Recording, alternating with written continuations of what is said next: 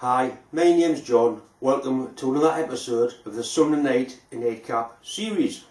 In tonight's episode I'm going to do a service on the head reverting compressor. There's one or two items that some of my viewers have sent in for us. Actually went to a car boot sale this morning with my friend Mick, and we've actually managed to find some bits and pieces. It's the first proper boot sale of the season. I'll show you what we've found. There's a package turned up at work last week. I opened it at work. It's got a note on it. Hi John, thanks for all the videos. I hope you can find a place for these in your shop. Regards, Andrew Phelps.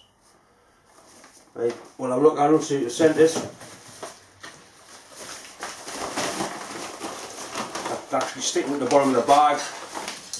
Well, they are a handful of files, all brand new ones. They'll certainly come in handy. Can't have too many files, especially that's a nice fine flat one, ideal for deburring. Thanks Andrew, I'll certainly make good use of them. There's another item come. I want a forum, because it's just called the MIG Welding Forum. There's a lad on there called Andy. He's done a t-shirt for us. Does screen printing. That's it there. A double boost and a twasted. And I'll keep it for my holidays. Anyway, thanks very much Andy, much appreciated. As I said earlier, we had a look at a car boot sale this morning. This is what we found. It's a nice R8 to number 2 Morse adapter there for the milling machine. There's a packet of cobalt drills there, 16th drills. There's a handmade tool here. It's a handmade scraper. You put a bit of carbide in the end, used for scraping flat surfaces. Looks like it's been made from a real file. Nice job. Looks like it's had a lot of use the way it's worn. It's always nice to find handmade tools. Somebody's made a living with that. There's one more tool here. It's a machinist jack, a screw jack. It's like a tapered wedge in there which lifts up when you wind the screw in. I got one last year, but I wasn't sure it was, and somebody told us what it was. The wedge is missing from mine, so now at least I can make a wedge. It's the same idea as that one. This one's made of all separate parts, and it's been riveted together. Very nicely made. Got your initials. The same glasses on. Initials DF on it. So whoever DF was made a nice job of that. I'll get a close-up shot of these so you can see them better. That's the little machinist jack I found this morning. You can see the rivets, it's all been riveted together, made out of all separate parts. And that's the one I got last year that the wedge is missing from. It's the scaled up version of that one. That's the R8 to number 2 Morse taper adapter. Looks like a decent one. A little bag of cobalt drills. And that's what scraper tool. Look, the carbide goes in the end and you can scrape away with it. Like I say, it's always nice to find tools that somebody's actually made, handmade, and they've also made a living with that. That's a selection of files that Andy sent us. It's a particularly nice one there. It's like a knife edge file. Here's a section of it. You will find some handles for them and put them to good use. There's one more job came in this week for a friend of mine. It's a 2-stroke motorcycle exhaust system off an MZ. You can't get a new one, it's rotten there. So what I'll do, I'll make a paper template and cut a bit of thin sheet steel and MIG weld it there as best I can so I can salvage it for him.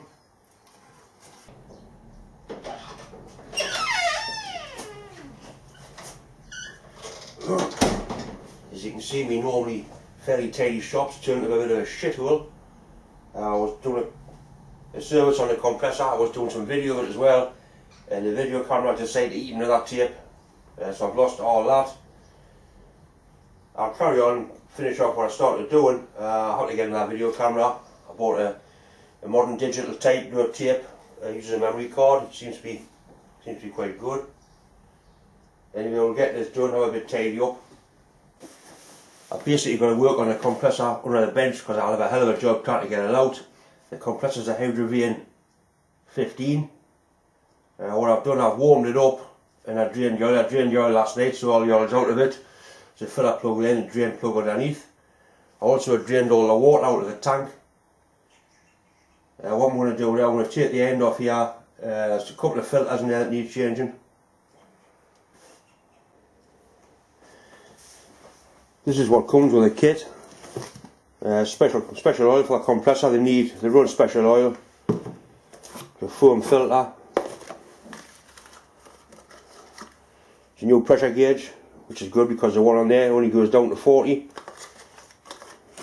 It's a bag of seals and some dirty washers.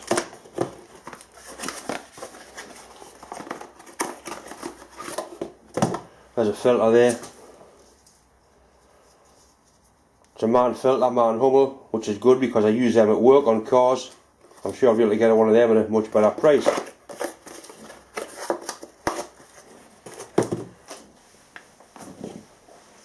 There we'll put the oil come out of it. It's actually fairly, it's black colour looking, but you can still see through it. It's fairly clean. I'll put the drain plug back in. Supply new seals, so I'll put them on because this is actually under pressure when the compressor is running.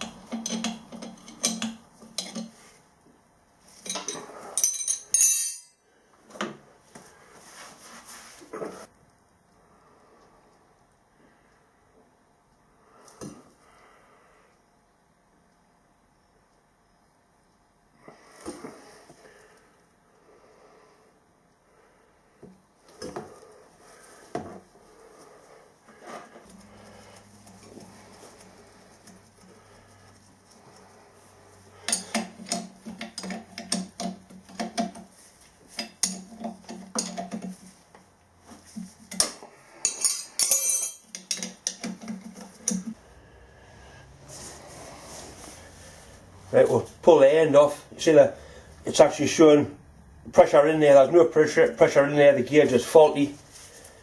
That's the feed out of the compressor. There'll be a check valve there into your reservoir. Quick release couplings. You just lift the red ring and pull the pipe off. Same with that one. Pipe comes off. Little box to keep the bits in. Right, that cover pulls off.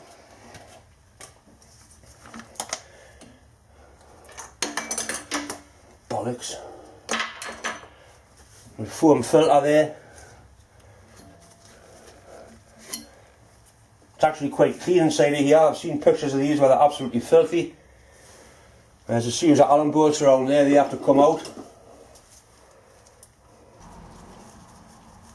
See, this compressor's not mine, it actually belongs to a friend of mine.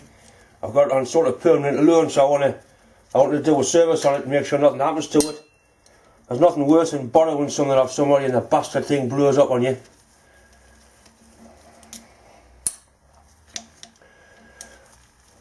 It gets used a fair bit in my shop, mainly just for blowing parts off on the lathe and cleaning things up. But I also use it on my plasma cutter. I've got a die grinder as well, I use it on that. Right, that's all the bolts out. That should come out like that. Very clean inside there, I'm quite surprised. There's a bit of condensation in there, but no horrible oily sludge.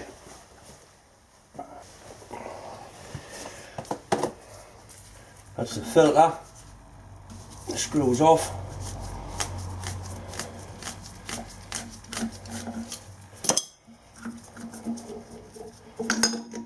even that's clean. We've got a new filter.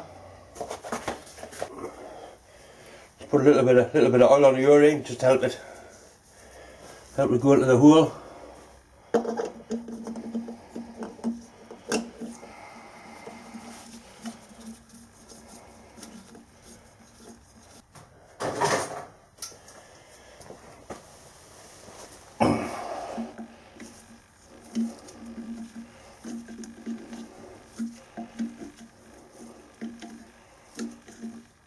Right, that's nipped up nicely.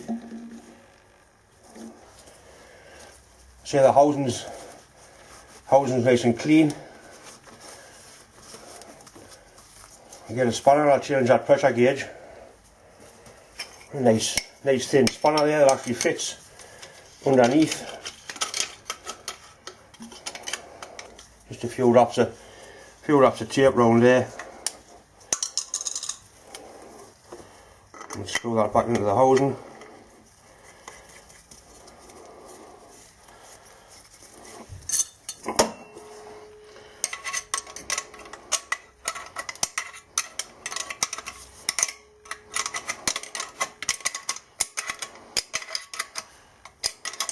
Got no idea what that spanner has been modified for. It's obviously something I've picked up from somewhere. So we'll change this O-ring. It will probably be alright, but the supplier one, so we might as well change it. Just carefully dig it out. Blunt screwdriver. Out the groove.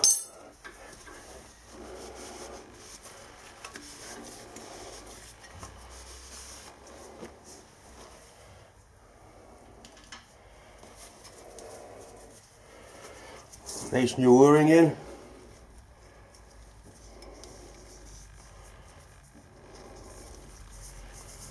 Always pays it to put a little bit of oil or grease around the ring before you try and fit it.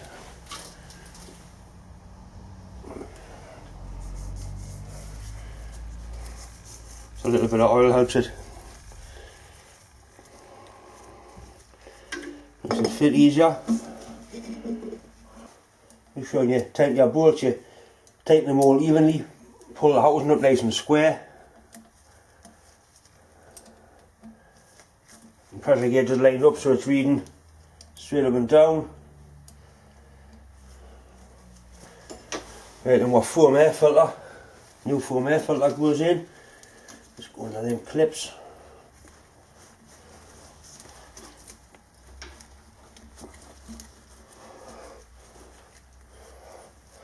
Then what cover?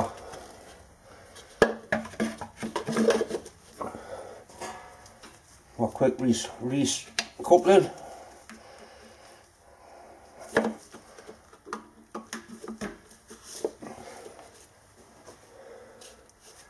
Right, we'll fire it up and see if it lifts pressure.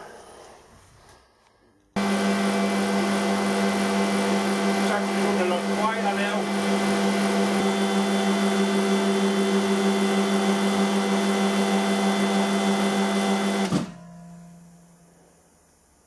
That's it tripped out, 150 psi, 10 bar working pressure.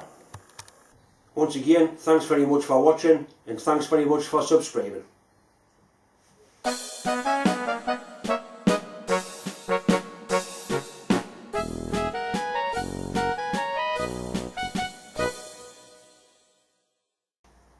That's recording. Is it recording?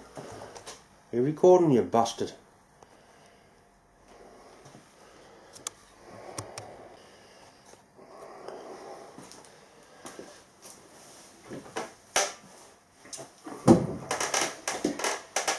Hi, my name's John. Welcome to another episode of the Sunday Night Nightcap series. I'm going to drop that camera down a little bit.